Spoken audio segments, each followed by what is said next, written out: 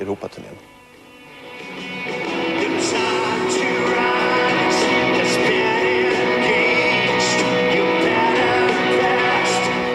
R.E.M älskar Europa och Sverige i synnerhet. Med deras senaste mer nedtonade platta Around the Sun kliver säkert R.E.M ut i rampljuset igen.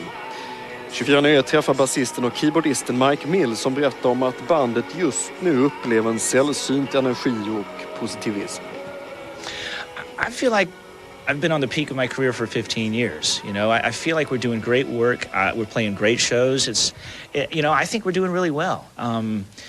I don't see any reason why it would have to be less now than it was 10 years ago. So for me, it feels just as good. We've been in a very long work cycle between making In Time the best of and touring for that, making this record at the same time and then touring on this one. We've really been working pretty much for 3 or 4 years solid. And it's fine, it's great. I mean, we love to work and we love coming up with good stuff. But I think, when we finish this tour in July, we'll take a nice break.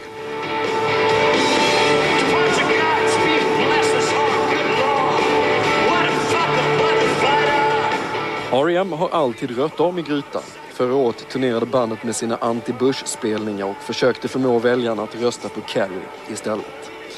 Det är kanske inte så konstigt att politiska R.E.M är större i Europa än i sitt hemland.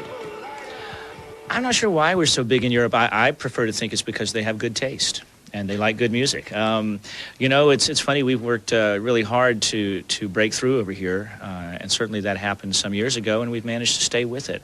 I don't know how it is, but I sure appreciate it. But it's a little bit more tough back in the US. Well, music goes in cycles. You know, when we first started playing, we were very out of the mainstream in America.